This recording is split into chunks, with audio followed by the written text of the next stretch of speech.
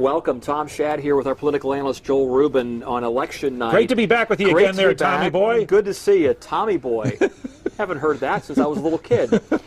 No, hey, we want to talk about how things have been going today at the polls. So much of the publicity centered upon the voting irregularities, people having problems with the voting machines, especially in Virginia Beach and Newport News.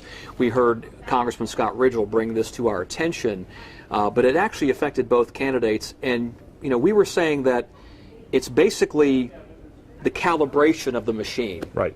So it's not really affecting the final result of the vote. It shouldn't. It shouldn't. We have to wait for that. And I think you have to remember determined. What's going on inside the precinct. Okay, 99.9% of the people who go to vote are taking this very seriously. This isn't a survey to say, how did my car dealer do on the service on my Honda, or did I get good service at McDonald's or something. I mean, this is a very important thing. Now, in Virginia Beach, we use these touch screens, okay? Right. Not after this year, they won't be using touch screens anymore, but this is the last year. These machines are a little bit old, but whatever. So people are pressing, and like you said, the calibration looked to be off. Something happened between the time they took those machines from the voter registrar and took it over to the precinct. Something happened. Maybe it jostled in the car. I don't know. It'll be a great investigation. But when we have two reporters on this I now, know you do, looking into it tonight, and you should look into it. Absolutely. But what happened inside the precincts is that somebody did this and pushed it. It wasn't working, and of course they're upset. And what do? You go, hey, it's not working. Somebody come over here and help me. And you witnessed that because you were at one of the polls. Yeah, right? and so look, there's 3 or 4 people working inside these polls. Virginia Beach has wonderful volunteers who come in. I assume they're volunteers. And work the polls on election day. And if somebody's got a problem, which 99% of the time they don't, but this election some people did, not a lot of people, but some people, and they come over and they would look at it and fix it. And so nobody did not get to vote. They all got to vote. Now, there is some insinuation that some people didn't look at who they were voting for, and maybe they walked out or they, hit cast ballot and took their card out and handed it to somebody and didn't. I can't believe that really happened very often, if at all. I think at the end of the day, we're going to see the results, particularly in the congressional race between Ridgell and Patrick. Ridgell's probably going to win, as everybody expected he would. I mean, I'll let you say that, not me. Well, yeah, I mean, this is his 3rd term. He's running against a woman who's very intelligent, but came out of nowhere. I mean, she'd not been active in the Democratic Party. Again, it's just tough to beat a two-term incumbent. Which brings me then to maybe a little informal exit poll. You were out at the polling places today. Can you at least give us a sense of the mood among the voters, and what did you sense any kind of urgency among them that they have to vote a certain way, if they have to vote against the president, for example, or if they were going to try to beat back the Republican tide that may be coming in the Senate? What did you gather? I always get a sense in these elections that the national media and the pundits want to turn this into a referendum on the president.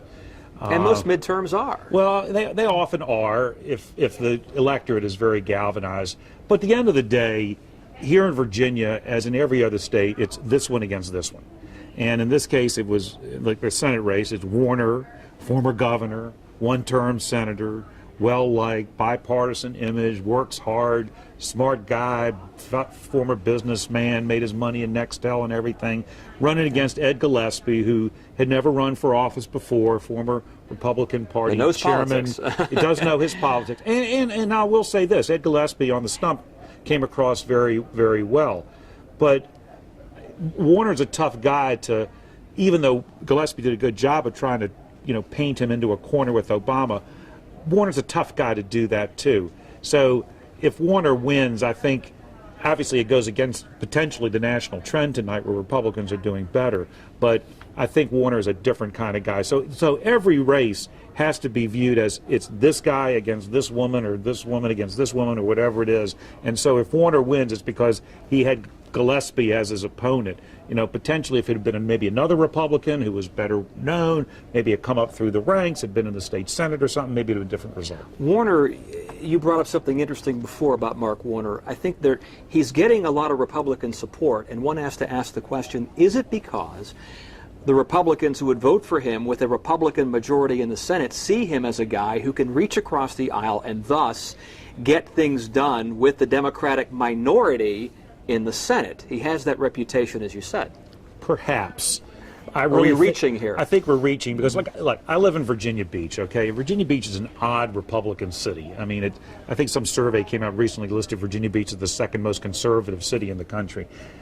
Virginia Beach is not a hard right Republican city, even though, you know, Pat Robertson's there and the Christian Coalition, some of these churches. But really, look, Will Sessoms, the mayor of Virginia Beach, who calls himself a Republican, even though some Republicans don't claim him anymore, endorsed Terry McAuliffe last year, endorsed Mark Warner this year.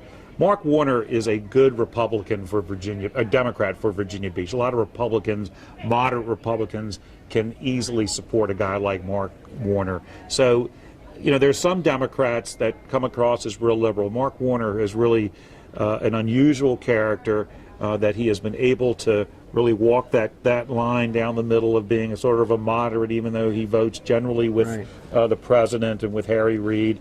But he's painted himself, and maybe it's not deserving, but he's done a good job of it as a guy who can work across lines, and he's worked hard at it. You know, he's part of the Gang of Six and all this and all these senators, and so he's tried to do all that, and I think he's done a good job of it. Okay, Joel, good start to our election night coverage here on Wavy.com. We'll be checking back throughout the evening with more of Joel Rubin's insights and more results right here on Wavy.com.